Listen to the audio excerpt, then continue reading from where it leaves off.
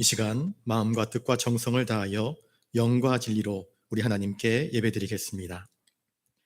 오직 여호와는 그 성전에 계시니 온 땅은 그 앞에서 잠잠할지니라 하시니라. 하나님은 영이시니 예배하는 자가 영과 진리로 예배할지니라. 말씀으로 우주 만물을 창조하시고 지혜와 권능으로 이 세상을 통치하시는 아버지 하나님, 우리의 마음과 뜻과 정성을 모아 찬양과 경배를 올려드립니다. 만왕의 왕이신 주님, 이곳에 오셔서 저희가 드리는 예배를 흠향하시고 홀로 영광을 받아 주시옵소서. 오늘도 은혜를 사모하는 모든 성도들에게 진리의 말씀을 들려주시고 상하고 찢긴 마음에는 하늘의 평안과 위로를 더하여 주시옵소서.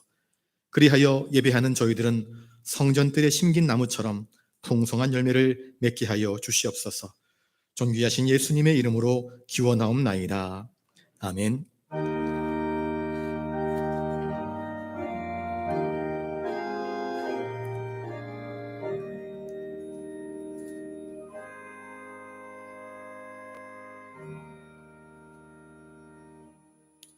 교독문 83번 교독하겠습니다. 주 안에서 항상 기뻐하라. 내가 다시 말하노니 기뻐하라.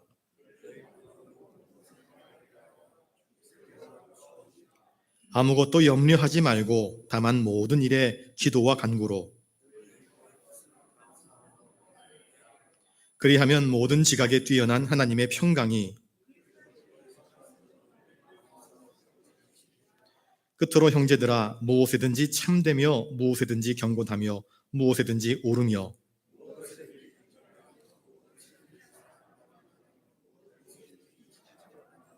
무슨 덕이 있든지 무슨 기림이 있든지 이것들을 생각하라.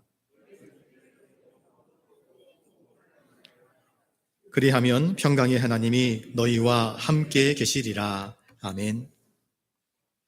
죄인을 부르러 이 땅에 오셨노라 말씀하시는 주님, 주님께서 불러주시기만을 간절히 기다리는 죄인들이 바로 여기 예배의 자리로 나와왔습니다.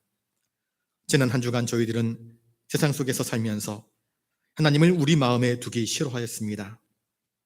하나님이 계셔야 할 그 자리에 온갖 불의와 탐욕과 악의로 우리의 마음을 가득 채우고 살았습니다. 교회 안에서는 수군수군하며 당 짓는 자로 살았고 성전문을 나서서는 형제와 이웃을 비방하는 자로 지냈습니다. 세상에 힘 있는 권력자 앞에서는 의로움을 포기하였고 약한 자 앞에서는 포악함을 드러내곤 했습니다. 하나님의 영광을 가리는 말과 언행을 서슴지 않았습니다. 이제 우리의 가슴을 두드리며 자복했던 저 세리와 같이 저희들도 애통해하며 회개하오니 주여, 죄인인 우리를 불러주시고 우리의 모든 죄를 용서하여 주시옵소서. 죄인을 부르러 오셔서 십자가 거룩한 보혈로 정결케 하신 존귀하신 예수님의 이름으로 이 고백의 기도를 드리옵나이다. 아멘. 이제 하나님과 나만이 알고 있는 죄를 놓고 침묵 가운데에서 참회의 기도를 계속 드리겠습니다.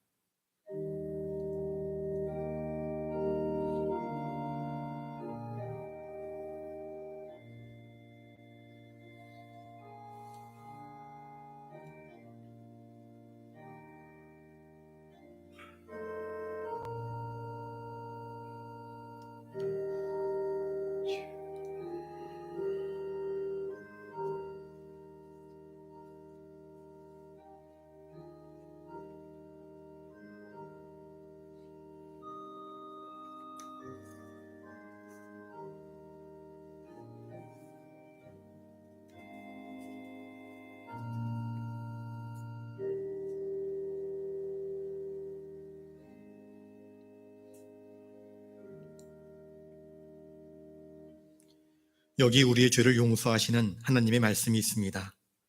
하나님이 그들이 행한 것, 곧 그 악한 길에서 돌이켜 떠난 것을 보시고 하나님이 뜻을 돌이키사 그들에게 내리리라고 말씀하신 재앙을 내리지 아니하시니라. 아멘. 이제 사도신경으로 우리의 신앙을 고백하오니 나는 전능하신 아버지 하나님 천지의 창조주를 믿습니다. 나는 그의 유일하신 아들 우리 주 예수 그리스도를 믿습니다.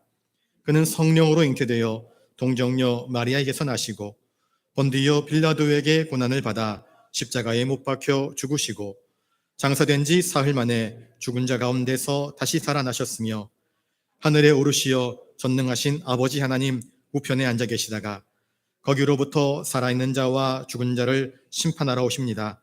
나는 성령을 믿으며 거룩한 공교회와 성도의 교제와 죄를 용서받는 것과 몸의 부활과 영생을 믿습니다. 아멘.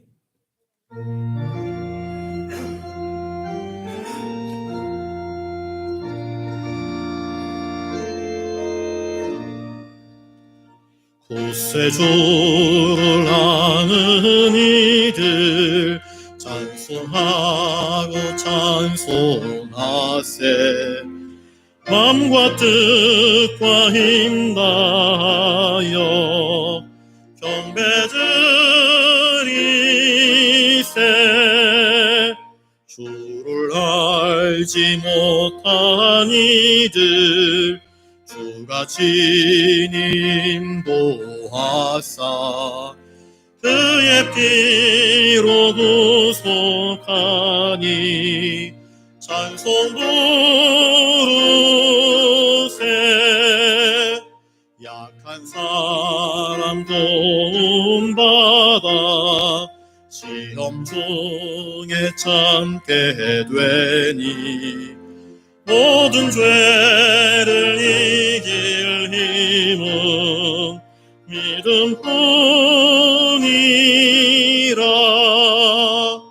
진리 되신 우리 주는 영원토록 변함없네. 성도들아 주를 믿어 길이 섬기세.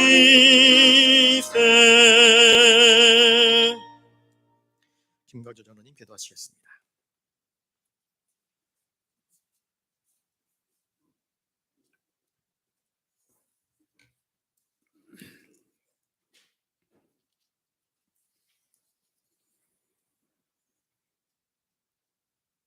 우리의 생명을 죽음으로부터 구속하여 주신 사랑의 주 하나님 아버지, 하나님의 크신 사랑과 은혜를 감사드리며 모든 영광을 하나님께 올려드립니다. 인자와 긍휼로 관을 씌우시고 우리의 부정한 입술을 정하게 하사 이 땅에 예수 그리스도를 보내주셔서 구속의 사역을 완성케 하심으로 주를 믿는 자마다 영원한 생명을 주신 하나님께 감사를 드립니다. 이 시간 하나님께 드려지는 예배를 통하여 예배의 승리가 있게 하시고 하나님의 뜻을 이루어져가는 복된 시간이 되게 하여 주시옵소서. 겨울이 지나 만물이 소생하는 아름다운 계절이 돌아왔지만은 코로나 바이러스로 인하여 온 세계가 근심과 염려로 활력을 잃어버린 현재의 모습 속에서 병마를 이길 수 있는 지혜를 저희에게 주시기를 원합니다. 그리하여 우리의 신앙생활과 예배가 회복되게 하시고 예배 가운데 주님을 만나며 은혜를 나눌 수 있게 하여 주시옵소서. 주님을 모른다고 부인했던 베드로처럼 저희들의 모습은 주님을 멀리하며 하나님을 믿지 않는 자들과 구별되지 못한 삶을 살아왔던 저희들의 모습을 용서하여 주시옵소서. 경건의 모양은 있으나 경건의 능력이 없는 저희들에게 성령으로 충만케 하셔서 부활하신 주님과 함께하는 삶을 살아가게 하여 주시옵소서. 이 나라의 경제와 국민들의 삶이 어려운 가운데 있사오니 이 어려움을 잘 극복하고 빠른 시일 안에 원래의 모습으로 회복될 수 있도록 우리 주님께서 인도하여 주시옵소서. 주님께서 맡겨주신 사역을 감당하기 위하여 세우신 각 자치단체와 찬양대 교회 학교를 축복하여 주시고 하루속히 우리의 모임이 회복되어 하나님께 영광과 찬양을 드리는 기관들이 다 되게 하여 주시옵소서. 말씀을 전하시는 주의 종에게 성령님께서 함께 하셔서 전하시는 말씀 가운데 주님의 뜻을 깨닫는 지혜를 저희들에게 주시옵소서. 주의 말씀을 지켜 행하는 자에게 복이 있다 하셨사오니 주의 말씀을 지켜 행할 수 있는 결단과 믿음을 저희에게 주시옵소서. 코로나 바이러스로 인하여 주님 전에서 함께 예배 드리지를 못하고 각 가정과 처소에서 드려지는 예배 가운데에도 우리 주님 함께하여 주시옵소서. 세계 열방으로 나아가 복음을 전하시는 선교사들과 그 가정들을 지켜 주시옵고 질병으로 투병 중인 성도들과 육신이 연로하신 성도들에게도 하나님의 치유와 은혜가 함께하여 주시길 원합니다. 저희들이 드리는 예배가 성령님께서 함께 하시며 하나님께서 기뻐 받으시는 아름답고 복된 예배가 되게 하여 주시옵소서. 우리와 늘 함께 하시며 우리의 참 소망이 되시는 예수 그리스도의 이름으로 간절히 기도하옵나이다. 아멘.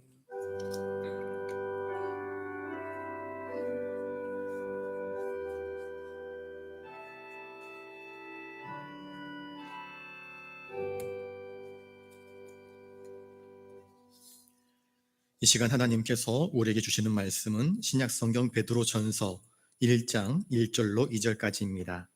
신약 376면에 있습니다. 말씀을 제가 받들어 읽을 때에 하나님의 귀한 음성을 들으실 수 있게 바랍니다. 예수 그리스도의 사도 베드로는 본도, 갈라디아, 갑바도기아, 아시아와 비두니아에 흩어진 나그네 곧 하나님 아버지의 미리 아심을 따라 성령이 거룩하게 하심으로 순종함과 예수 그리스도의 피 뿌림을 얻기 위하여 택하심을 받은 자들에게 편지하노니 은혜와 평강이 너희에게 더욱 많을지어다. 아멘. 이 시간 박효열 집사님 나오셔서 하나님께 찬양드리겠습니다.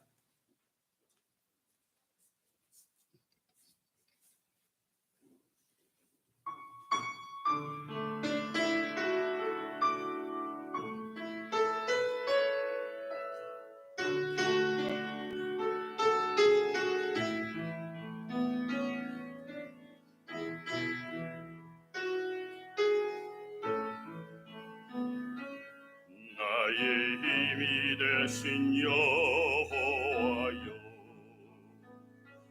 내가 주님을 사랑합니다. 주는 나의 반석이시요 나의 요새시라. 주는 나를 건지시노 나의 주 나의 하나님, 나의 피할 방이시요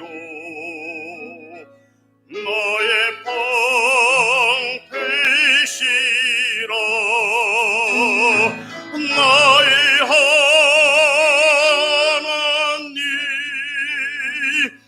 나의 하나님,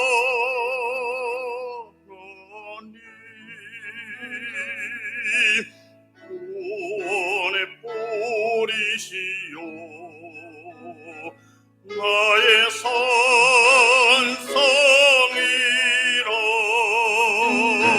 나의 하나님,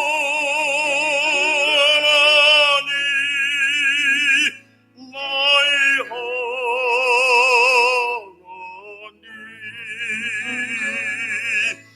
그는 나의 여호와, 나의 구세주, 나의 생명이신 여호와여, 내가 주님을 찬양합니다. 주는 나 나의 사랑이시요 나의 의지시라. 주는 나를 이끄시어 주의 길 인도하시며 나의 생의 목자 되시니 내가 따름이라.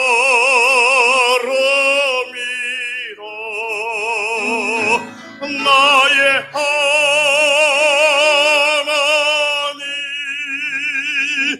나의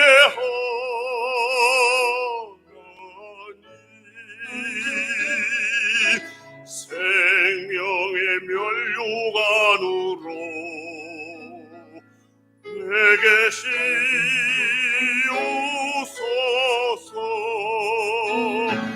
나의 하나님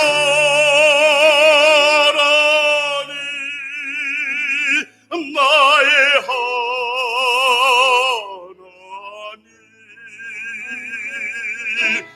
운명의 멸류관으로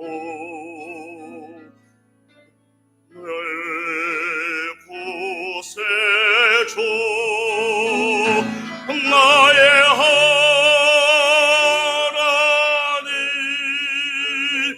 나의 하나님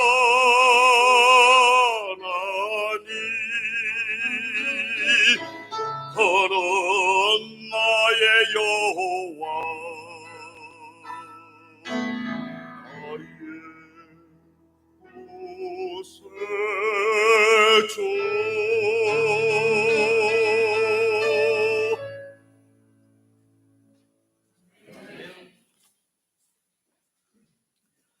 귀한 찬양 감사드립니다. 우리 옆에 분들과 인사를 나누겠습니다. 주님께서 주시는 은혜와 평강이 더 많아지시길 바랍니다.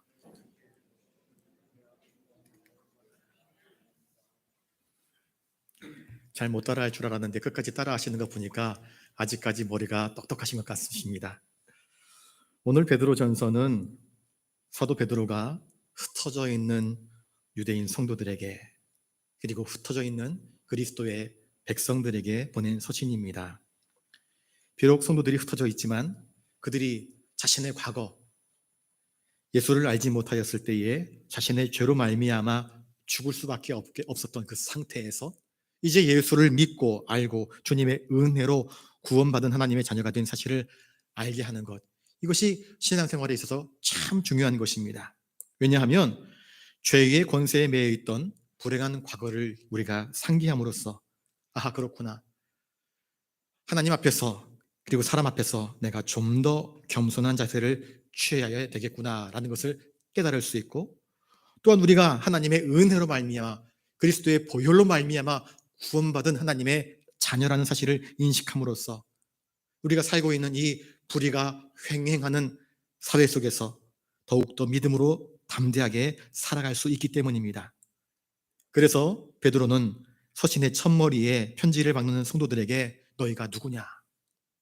너희는 하나님의 택함을 받은 자녀다라는 이 그리스도인의 위상을 일깨워주면서 또한 그들에게 하나님의 은혜와 평강이 임하기를 축복하며 앞으로 그리스도인으로서 부딪히게 될 믿음의 시련들을 지혜롭게 극복하도록 오늘 본문의 말씀을 통하여서 격려하고 있습니다.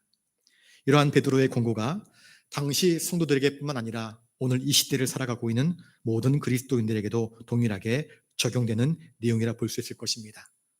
우리 부산 영락의 권속들 코로나19 때문에 지금 해운대, 양산, 저 아프신 분은 서울까지 그리고 부산 전 지역에 흩어져 있지만 이 자리에 나와서 예배를 드리시는 분들도 계시고 이 자리에 나오고 싶지만 나올 수 없는 형편에 놓이신 분들도 참 많이 계시지 않습니까?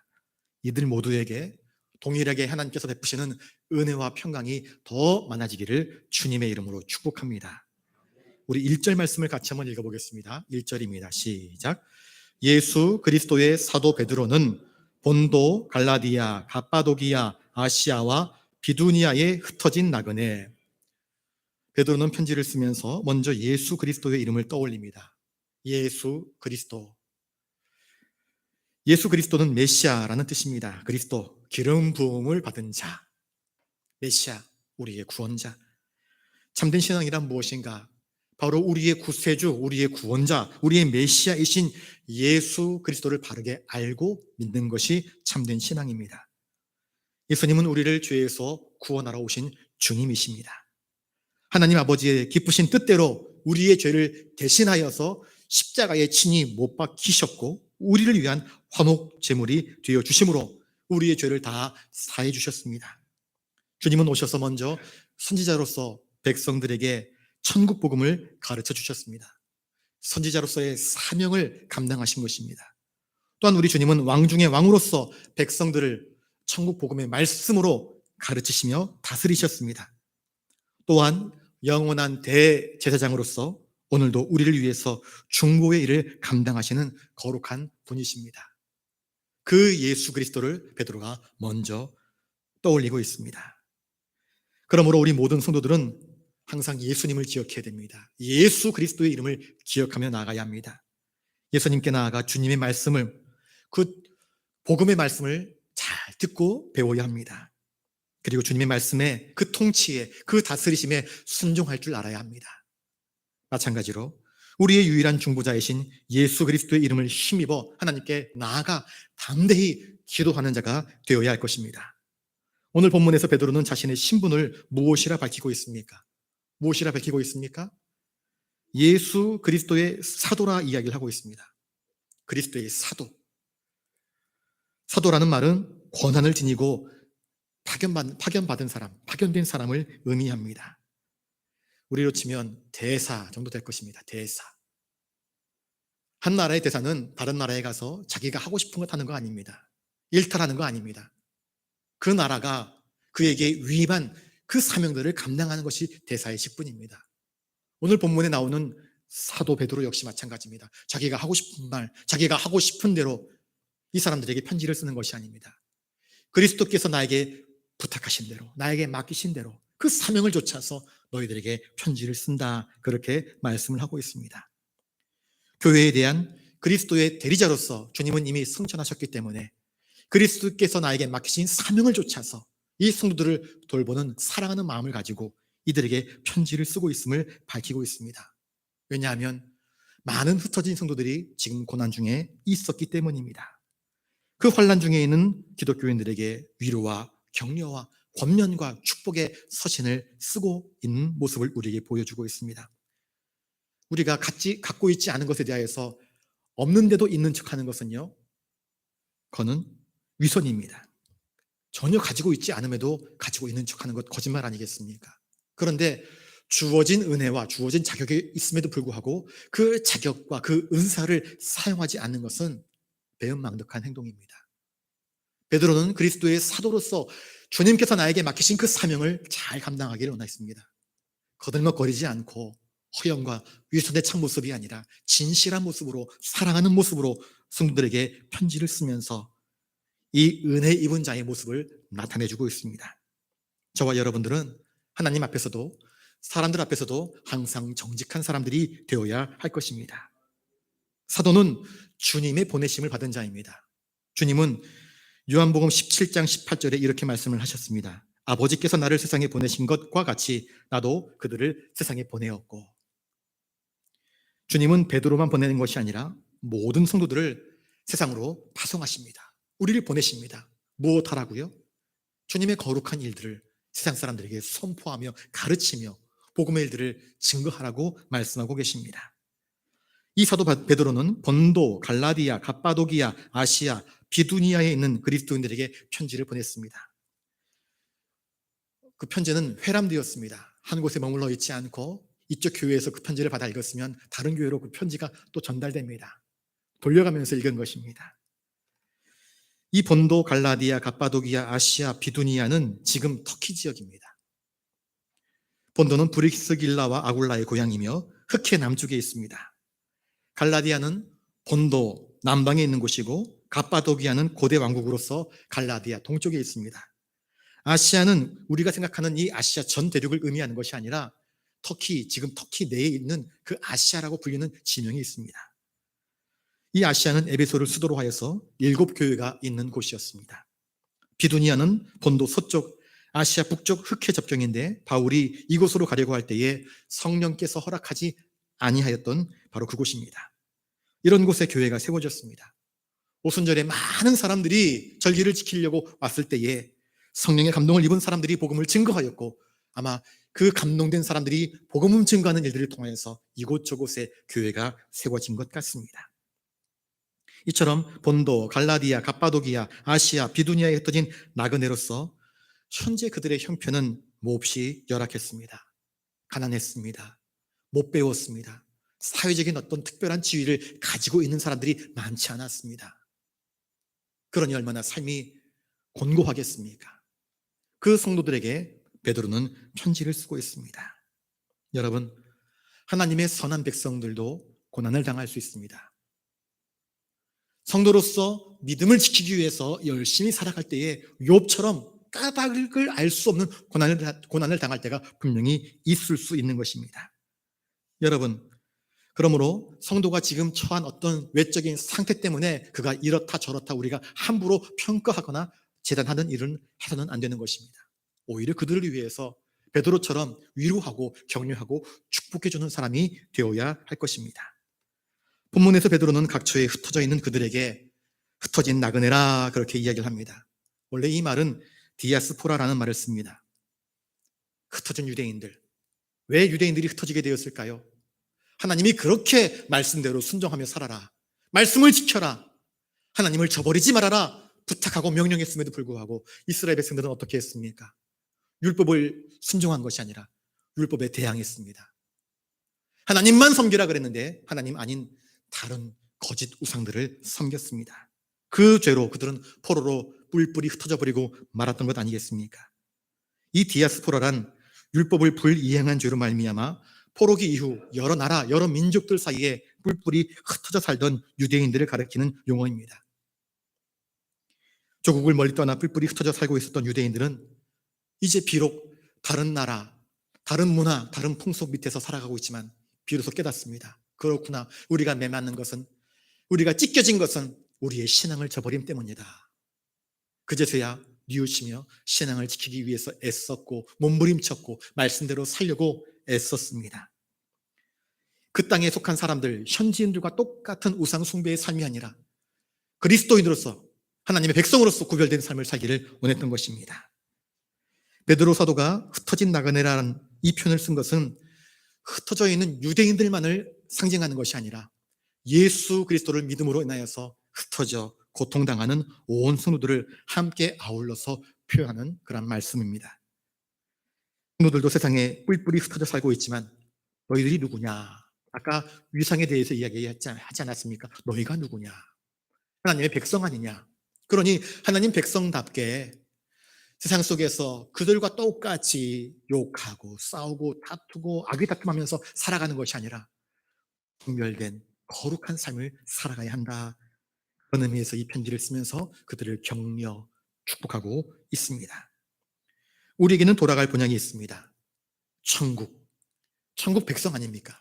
그러니 이 땅을 우리가 나그네로서 살아가지만 우리가 돌아갈 본향이 있기에 이 땅에 속한 백성답게 살아가는 것이 아니라 저 하늘나라에 속한 백성답게 거룩한 삶을 살아가야 하는 것입니다. 2절 말씀을 같이 한번 읽겠습니다. 시작. 곧 하나님 아버지의 미리 하심을 따라 성령이 거룩하게 하심으로 순종함과 예수 그리스도의 피 뿌림을 얻기 위하여 택하심을 받은 자들에게 편지하노니 은혜와 평강이 너희에게 더욱 많을지어다.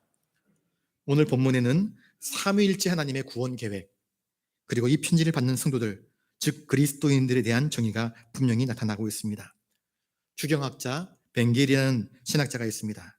그는 이 구절을 가지고 삼위일체의 신비와 하나님의 구원의 계획이 이 구절 속에 고스란히 들어있다 이야기를 하고 있습니다. 성부 하나님의 미리 하심, 성령님께서 우리를 거룩하게 하심, 말씀을 따라 순종하게 하심, 또한 그리스도의 대속의 그 피 흘림으로 말미암아 성부, 성자, 성령의 그 삼위의 역사로 말미암아 우리가 구원받게 된 하나님의 백성인 것을 본문에서 가르쳐 주고 있는 것입니다. 자, 먼저 그리스도인이란 누구인가를 이야기해 주고 있습니다. 첫 번째, 그리스도인들이란 하나님 아버지의 미리 아심을 따라 택하심을 입은 자들입니다. 하나님 아버지의 미리 아심을 따라. 하나님은 출애굽기 4장 22절에 이스라엘은 내 아들, 내 장자라 말씀하신 적이 있습니다. 나는 이스라엘의 아비요 에브라임은 나의 장자니라 예레미야 31장 9절에서 그렇게 말씀하셨습니다. 주님은 우리에게 이렇게 가르쳐 주셨습니다. 영접하는 자, 곧 그 이름을 믿는 자들에게는 하나님의 자녀가 되는 권세를 주셨나니 주님께서 가르쳐 주셨습니다. 베드로는 그리스도인들을 향하여서 너희는 하나님 아버지의 미리 아심을 따라, 다른 말로 예정을 힘입어 하나님의 택하심을 입은 자라 말씀합니다. 미리 아심, 두 가지 단어로 뜻으로 해석될 수 있습니다. 단순한 예지력, 통찰력. 자, 수학자가 공식을 알고 있습니다. 공식을 알고 있으면 거기다가 숫자를 집어넣으면 답이 어떻게 나올지 알지 않습니까? 그런데 단순한 예지력만을 가지고는 어떤 일이 일어나게 된 동기가 되지는 못합니다. 여기서 미리 아심은 더 깊은 차원을 이야기하고 있습니다. 하나님의 계획, 하나님의 섭리, 하나님의 정하심, 하나님의 승낙이 그 속에 담겨져 있습니다. 결국 이것은 하나님의 계획, 하나님의 정하심, 그리고 값 없이 주시는 은혜를 따라 택하심을 입은 자들이라는 뜻입니다. 여러분, 그리스도인들은 누구라고요? 하나님의 예정하심, 하나님의 허락하심, 하나님의 은혜로 말미암아 택하심을 입은 자들이라 성경은 우리에게 가르쳐 주고 있습니다. 하나님의 미리 하심을 따라가 아니라 하나님 아버지의 미리 하심을 따라라고 말씀을 하고 있습니다. 인간을 구원하시는 일에 있어서 우리 인간이 한 일은 아무것도 없습니다. 하나님 아버지의 구원하심의 계획을 쫓아서 우리가 구원받게 된 것입니다.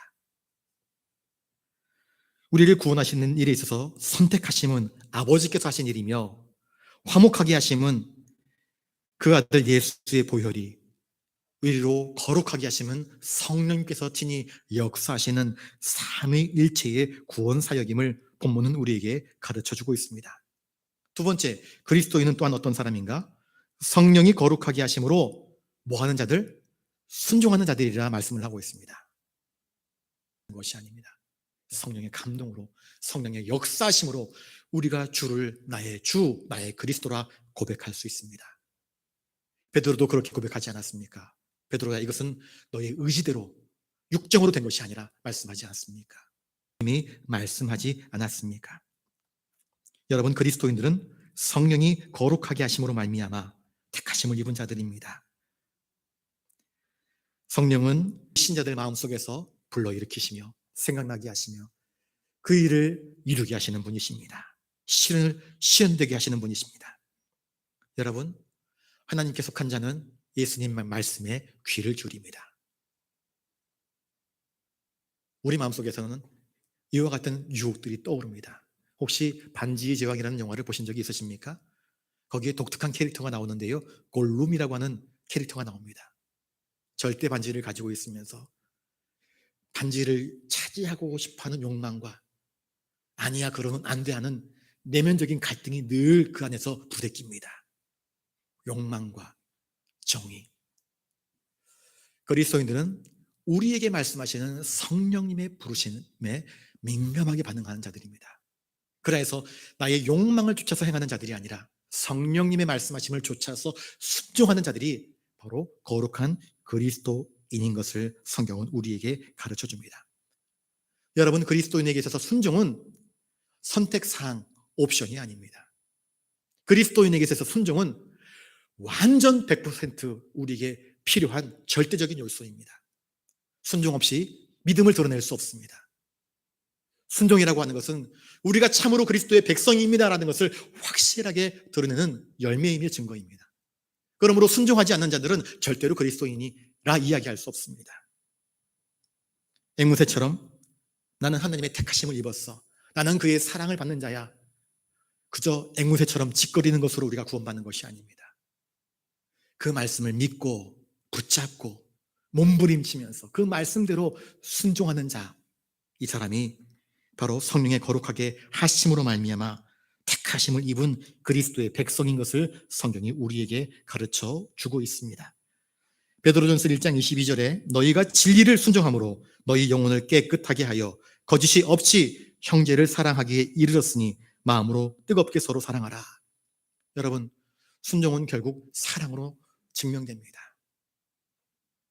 단위에 서서 성도들에게 사랑하십시오 이야기합니다. 용서하십시오 이야기합니다. 화해하십시오 이야기합니다. 목사님 안 돼요. 벌써 몇십 년 묵은 한이 있는데, 상처가 있는데 전 못합니다. 여러분, 이것은 믿음의 반응이 아닙니다. 힘들지만, 아프지만, 괴롭지만 주님의 말씀에 민감하게 반응하면서 나를 내려놓는 것, 이게 참된 순종의 길이고 그리스도를 닮는 길임을 성경은 우리에게 이야기해 주고 있습니다. 세 번째, 그리스도인이란 누구인가? 예수 그리스도의 피 뿌림을 받은 자들이다. 구약에서 세 가지 경우에 피 뿌림의 의식을 행하였습니다. 문둥병자가 나았을 때, 둘째로 제사장의 성별 의식 때에 귓뿌리에 피를 바르지 않습니까? 그리고 율법의 언약 체결 시에 이 모세가 이스라엘 백성들과 언약식을 체결할 때에 출애굽기 24장 5절 이하에 나오는데 언약의 피를 이스라엘 백성들 앞에서 뿌렸습니다. 옛 언약은 백성들에게 집단적으로 피를 뿌림으로써 하나님과의 언약 백성이 되었음을 나타냈습니다. 거기에 반해 새 언약은 예수 그리스도의 피, 그 십자가의 피, 우리를 위하여서 흘리신 피가 우리들 한 사람 한 사람에게 적용됨으로써 우리는 새 언약 백성으로 들어가게 된 것입니다. 그러므로 십자가 대속의 그 거룩한 보혈의 피는 결코 부끄러운 것이 아닙니다. 제자들은 예수께서 십자가에 못 박히실 때에 두려웠고 절망했고 낙심했었습니다. 그러나 부활하신 주님을 만나고 난 이후에 더 이상 그리스도의 십자가의 피는 부끄러운 것이 아니라 감사한 것, 은혜스러운 것, 정말로 할 수 없는 하나님의 놀라운 자비의 것이 되었던 것입니다. 우리는 그 보배로운 피, 그리스도의 피를 부끄럽게 여기지 말아야 합니다. 왜냐하면 여기에서 우리의 속죄의 구원이 이루어졌기 때문입니다. 베드로전서 1장 18절부터 19절에 너희가 알거니와 너희 조상이 물려준 헛된 행실에서 대속함을 받은 것은 은이나 금같이 없어질 것으로 된 것이 아니요 오직 흠 없고 점 없는 어린 양 같은 그리스도의 보배로운 피로 된 것이라. 성경은 우리에게 가르쳐주고 있습니다. 보배로운 피입니다. 그 피 뿌림을 받은 자라 말씀하고 있습니다. 이러한 사실에서 우리가 깨닫는 것은 무엇입니까? 피 뿌림, 이것은 성결과 깊은 관련이 있습니다. 그리스도의 보혈로 우리가 성결하게 되었습니다. 깨끗하게 되었습니다. 모든 죄가 씻어지게 되었던 것입니다. 그것은 또한 우리로 하여금 거룩한 삶을 살라 하는 부르심이기도 합니다.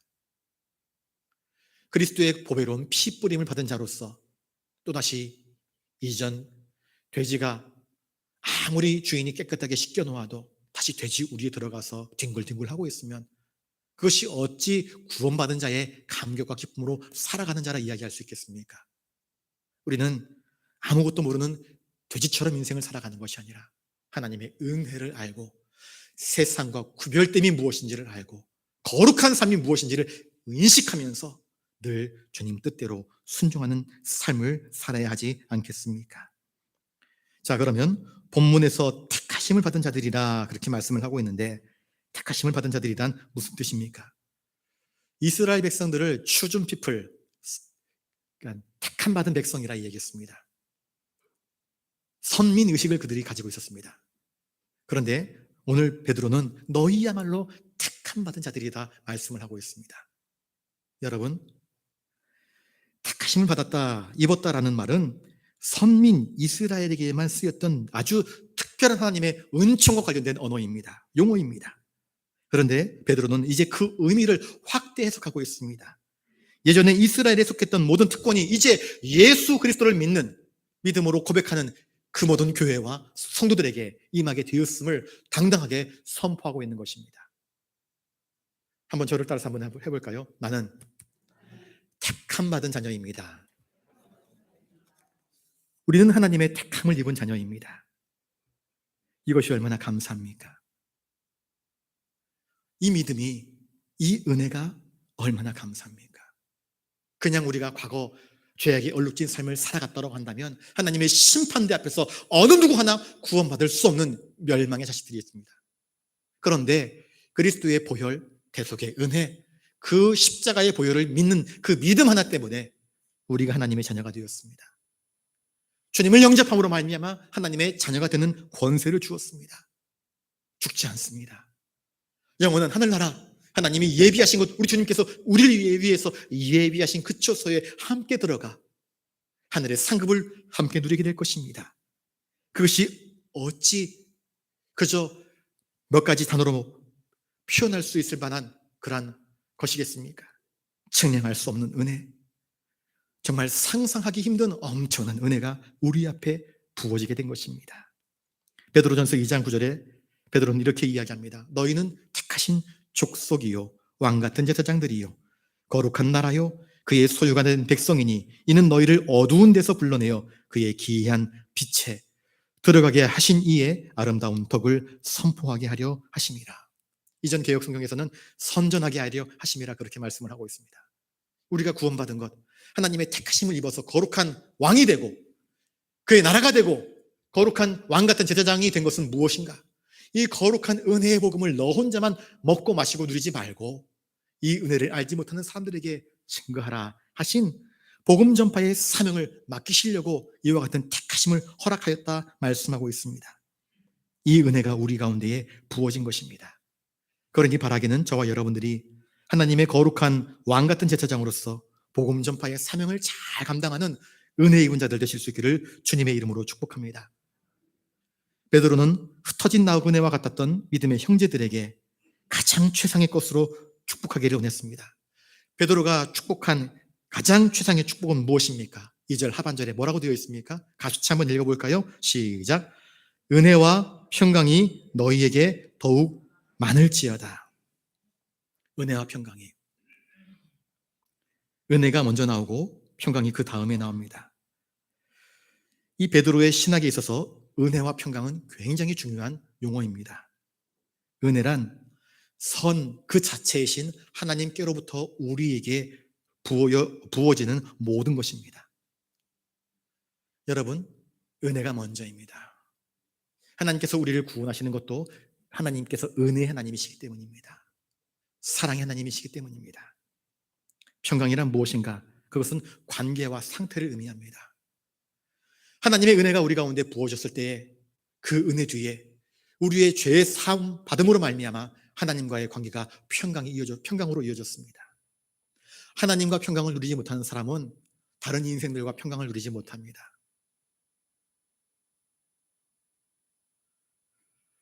하나님과 참된 믿음의 교제를 나누지 못하는 사람은 다른 모든 인생들과 참된 인생의 교제를 나누지 못하는 것입니다.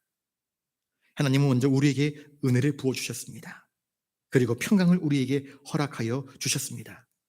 은혜와 평강은 별개의 것이 아니라 이어지는 것이고 함께하는 것입니다. 은혜는 우리 하나님의 절대적인 속성입니다. 모든 구원의 근원이 하나님의 은혜에 있습니다. 그리고 이 은혜와 평강은 인간에게 가장 필요한 것임에도 불구하고 인간 스스로 개척하거나 혹은 파헤쳐도 얻을 수 있는 것이 결코 아닙니다. 오직 하나님께로부터 옵니다. 은혜도 평강도. 은혜가 있으니 평강이 따라옵니다. 죄 사함을 받은 자에게 그 마음의 평강이 찾아오는 것은 당연한 것 아닐까요? 그래서 베드로는 흩어져 있는 나그네와 같은 고난당하는 백성들에게, 성도들에게 하나님의 은혜와 평강이 더욱더 많아지기를 축복하였던 것입니다. 더욱 많아질지어다. 쌓이고 쌓여지기를 원하고 있는 것입니다. 그것이 계속되고 또 증가되어서 낙심한 성도들이 그 은혜와 평강으로 충만함을 덧입어서 모든 어려움들을 넉넉히 이길 수 있도록 그렇게 축복하고 있는 것입니다. 더 많이 받을 필요가 있습니다. 이 은혜와 평강을. 저는 여러분들이 더 많은 은혜, 더 많은 평강을 누리실 수 있기를 주님의 이름으로 축복합니다. 베드로가 그렇게 축복하고 있지 않습니까? 우리에게는 더 많은 은혜가 필요합니다. 지금까지 받은 은혜로 부족합니다. 앞으로 더 많은 은혜가 저와 여러분들 가운데에 부어지기를 축복합니다. 그리고 그 은혜로 말미암아 하나님과의 평강을 늘 이루며 살아가실 수 있기를 바랍니다. 하나님과의 평강을 이루면 아내와의 평강도 이루어집니다. 싸웠던 원수와의 평강도 이루어집니다. 왜? 하나님의 은혜가 나를 그렇게 역사하기 때문입니다. 그 은혜가, 그 평강이 나로 하여금 넘쳐나서 그 미워했던 사람들까지도 그 미움조차도 압도해버릴 수 있는 그 은혜와 평강이 우리의 삶을 지배하기 때문입니다. 성도는 하나님의 은총 없이는 단 하루 한시도 살 수 없습니다. 주님께서 주시는 평안, 그 샬롬이 아니고서는 한순간도 마음 평안할 날이 없습니다. 오늘날 과학 발달이 얼마나 최첨단으로 이루어지고 있습니까? 그런데 코로나19가 딱 터지고 나니까 그 최첨단을 자랑했던 유럽, 미국 강대국들이 쩔쩔매고 있는 모습을 보게 됩니다. 여러분, 과학이 우리를 구원하는 것이 아닙니다. 이것을 분명히 우리가 알아야 할 것입니다. 코로나19와 같은 예기치 않은 사태에서 우리가 더욱 의지할 것은 우리 주님의 은혜요, 우리 주님의 평강이 아닐 수 없습니다. 말씀을 결론을 맺습니다. 사람들은 결코 은혜와 평강 없이는 살 수 없습니다. 그리고 그 은혜와 평강을 주시는 주님 없이는 결코 복된 삶을 살아갈 수 없습니다. 우리가 비록 코로나19로 인해서 정상적인 예배를 드리지 못하고 건강의 염려, 현실의 고통 속에서 흩어져 예배를 드릴 수밖에 없는 형편이지만 우리를 향하신 하나님의 이 예정하심, 성령님께서 우리와 함께 하심으로 거룩하게 하심에 우리가 순종으로 반응하며 예수 그리스도의 대속의 보혈 앞에서 감사한 마음을 절대로 잃지 아니하고 택하심을 받은 자답게 거룩한 섬김과 사랑하는 삶을 사는 우리 부산영락의 모든 믿음의 권속들 되시길 바랍니다. 멀리 서울에 계신 우리 박정원 집사님, 반영은 장로님, 또 여기 이 자리에 나오지 못한 우리 부산영락의 많은 믿음의 권속들, 흩어진 나그네처럼 어디에 있든지 간에 바라기는 더욱 주님의 은혜와 평강이 더욱더 많아지기를 주님의 이름으로 축복합니다. 기도하겠습니다. 존귀하신 주님, 흩어져 있는 성도들에게 베드로가 서신을 써서 그리스도의 마음으로 그들을 축복하며 위로하며 고면한 이 편지를 저희들이 다시 한번 꺼내 읽습니다. 코로나19로 인해서 삶의 자리에서 이탈되고 경제적으로 또 건강적으로 많은 부분들이 무너지는 걸 저희들이 경험하였습니다. 이러한 때에 우리를 도우실 수 있는 하나님을 저희들이 다시 한번 바라봅니다. 주님의 은혜와 평강이 더욱 많아지게 하여 주시옵소서. 특별히 육신의 아픔과 고통 속에 있는 성도들을 위해 주님 크게 역사하셔서 더 많은 은혜, 더 많은 평강으로 그들의 삶을 안위하시고 위로하여 주시옵소서. 오직 주님만 의지하옵고 존귀하신 예수님 이름으로 기도드리옵나이다. 아멘.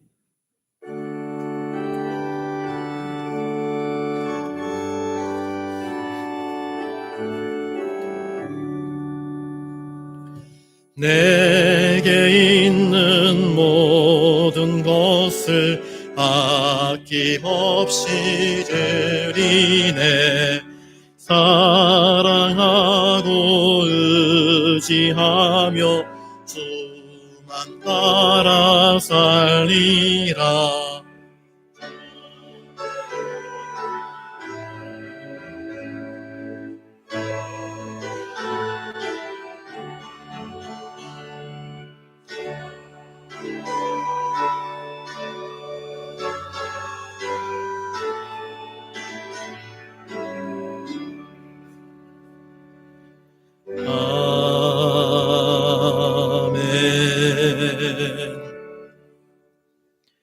거룩하신 주님, 주님의 그 놀라우신 은혜와 사랑, 우리에게 부어주신 그 평강을 기억하며 주님께 나와 예배드리게 하시오니 감사를 드립니다. 이 시간 주님께 나올 때에 빈손으로 나오지 않고 우리 마음 가운데에 기쁨과 감사함을 가득 담아 여러 가지 다양한 제목들로 예물 드릴 수 있도록 도와주시오니 감사를 드립니다. 허락하신 삶의 자리에서 열심히 땀 흘려 거두어드린 그 열매의 10분의 1을 11조의 열매로 주님께 올려드립니다. 우리의 믿음을 담아 드리옵나니 이것 위에 주님 은혜와 복이 넘쳐나게 하여 주시옵소서. 주님께서 우리를 인생의 역경과 위기 가운데서 얼마나 자주 건져내 주셨는지요. 기가 막힐 수렁에서 건져내시는 그 주님의 은혜를 깨닫고 여러 가지 감사의 제목들을 담아 감사임을 올려드립니다. 부산연합의 내일을 기대하면서 비전 헌금으로 올려드리옵고 주의 나라가 땅끝까지 이르러 증거되어지길 원하여서 선교 예물로 올려드리오며 교회의 엘리베이터가 세워지길 원하여서 엘리베이터 헌금으로 내 이웃을 불쌍히 여김으로 이웃사랑 헌금으로 또한 믿음의 후배들을 기억하면서 장학 헌금으로 또한 지난번에 못 드린 부활절 예물로 이 시간 함께 올려드립니다. 하나하나의 정성과 사랑 속에 담겨진 그들의 마음과 중심을 보시고 주님 더욱 은혜와 평강으로 부어주시옵소서. 늘 주님을 찬송하옵고 존귀하신 예수님 이름으로 기도드리옵나이다. 아멘.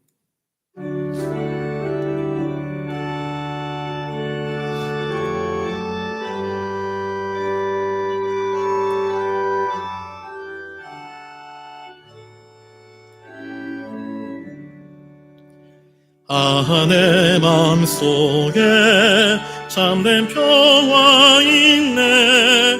주 예수가 주신 평화. 시험 닥쳐와도 흔들리지 않아. 귀하다 이 평안아. 주가 항상 계셔 내 맘속에. 주가 항상 계셔 기쁘다. 주 나의 맘에 계셔 위로하시네. 어찌 내가 주를 떠나 살까. 이 귀한 평화 내가 받고 보니 내 슬픔이 사라지고 마음의 기쁨 넘쳐 주를 찬양하네. 평화의 임금 예수. 주가 항상 계셔 내 맘속에. 주가 항상 계셔 기쁘다. 주 나의 맘에 계셔 위로하시네. 어찌 내가 주를 떠나 살까. 주 날개 아래 내가 사는 동안 이 보배를 빛내리라. 기쁜 그날이 와 주를 만나 뵐 때 그 평화 영원하리. 주가 항상 계셔 내 맘속에. 주가 항상 계셔 기쁘다. 주 나의 맘에 계셔 위로하시네. 어찌 내가 주를 떠나 살까. 이제는 우리 구주 예수 그리스도의 은혜와 하늘 아버지의 놀라우신 사랑하심과 성령님의 감동 감화 역사 교통하심이 흩어져 있는 우리 믿음의 성도들 위해, 특별히 육신의 질병으로 고통 중에 있는 우리 성도들 위해, 그리고 코로나19로 인하여서 신음하고 있는 이 땅의 모든 백성들 위해 이제로부터 영원토록 함께하옵시기를 간절히 축원하옵나이다. 아멘.